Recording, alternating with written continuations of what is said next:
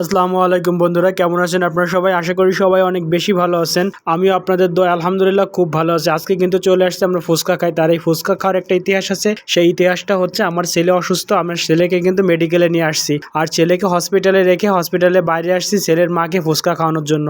খালি ফুচকা না, ফুচকার সাথে চটপটি আছে, ফুচকার সাথে ঝালমুড়ি আছে, পেঁয়াজু আছে, সিঙ্গাড়া আছে এবং ফাস্ট ফুড দোকান তো আছেই। তো আমি এখানে 4-5 দিন যাবত আসছি, আমার সামনে একটা ফাস্ট ফুডের দোকান পড়ে নেই। আর আজকে তাকে নিয়ে আসছে আর সে এখানে 3টা ফাস্টফুডের দোকান আমাকে বের করে দিয়েছে। আসলে কথা আছে না, যে যেটা মনে মনে চায় সেটাই সে খুঁজে পায়। আমি মনে মনে চাইনি, যার কারণে খুঁজে পাইনি, আর সে চাইছে 3টা দোকান পেয়ে গেছে। অবশেষে কিন্তু আমাদের ফুচকাটা চলে আসছে এবং ফুচকাটা কিন্তু মাশাআল্লাহ দেখতে অনেক সুন্দর হয়েছে এবং চটপটিটাও চলে আসছে। এগুলো কিন্তু সবই কিন্তু ছেলের মা খাবে, আমি কিন্তু শুধুমাত্র বসে বসে ভিডিও করতেছি এবং দেখতেছি। হয়তো সে যদি আমাকে একটা খাওয়াই দেয় তাহলে আমি খেতেও পারি। অবশেষে ওগুলো খেয়ে কিন্তু চলে আসলাম একটা ফাস্টফুডের দোকানে। আর এখানে ফাস্টফুডের দোকান থেকে সে খাবে হচ্ছে অনেক খোঁজাখুঁজির পরে তার পছন্দ হয়েছে নাগা বারবিকিউ মিট বক্স। আর এটা কিন্তু আমি অর্ডার দিয়ে দিলাম। এখানে কিন্তু আসলে তেমন একটা ভিড় নাই, কিন্তু ছোট্ট একটা দোকান, দোকানের ভিতরে আসলে এত সুন্দর ডেকোরেশন ছিল, ডেকোরেশনটা কিন্তু খুবই অমায়িক ছিল।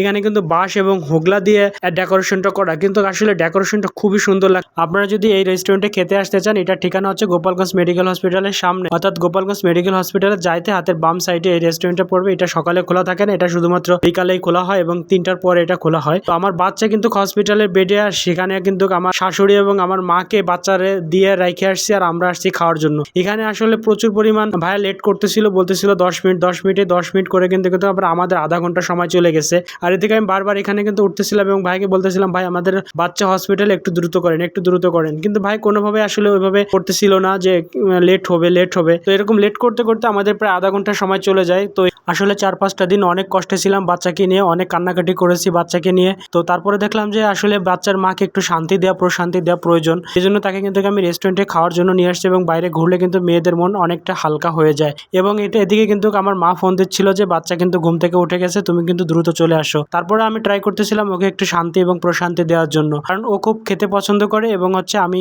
ওকে বলছিলাম আজকে তুমি যা খাবার সব কিন্তু আমি তোমাকে ফ্রি, অর্থাৎ তুমি যত কিছু খাবার তো আমি সবকিছু তোমাকে খাওয়াবো। অবশেষে কিন্তু আমাদের সেই চলে আসছে মিট বক্সটা, এবং মিট বক্সটা এত সুন্দর করে আমাদেরকে প্রেজেন্টেশন করছে, যেটা আসলে খুবই সুন্দর লাগতেছিল। আসলে এত সুন্দর লাগবে সেটা কিন্তু আমি কল্পনাও করতে পারিনি, খুব ভালো লাগতেছিল। এবং তো ভাইয়াকে আমি বলছিলাম যে ভাই আমি কিন্তু ভিডিও করবো, যার কারণে কিন্তু ভাইয়া এই সুন্দর আরো বেশি সুন্দর করে দিয়েছে। আসলে ভালোবাসা কাকে বলে, ওকে আমি জীবন সাথী হিসেবে না পেলে কিন্তু আমি জানতামই না। আমি শুধু একটু প্রশংসা করেছিলাম যে এই মিট বক্সটা অনেক সুন্দর হয়েছে এবং খেতে অনেক মজা। এটা শোনার পরে সে ইচ্ছা করে বলতেছে আমার কাছে ভালো লাগতেছে না, তাহলে আপনি সব খেয়ে ফেলেন। কিন্তু এটা তার মনের কথা ছিল না, এটা শুধুমাত্র আমাকে বলছে যাতে আমি সব খেয়ে ফেলি। এবং এটা আমি তখন বুঝতে পারি এবং বুঝতে পেরে আমি নিজে খাই এবং তাকেও খাওয়াই দেই। পরবর্তীতে কথা বলতে বলতে দুজনে কিন্তু মিট বক্সটা শেষ করে ফেললাম। আজকে এই পর্যন্তই। ভিডিওটা শেষ পর্যন্ত দেখার জন্য অনেক ধন্যবাদ। আবার নতুন করে ভিডিওতে দেখা হবে। সে পর্যন্ত ভালো থাকেন, সুস্থ থাকেন। আল্লাহ হাফেজ।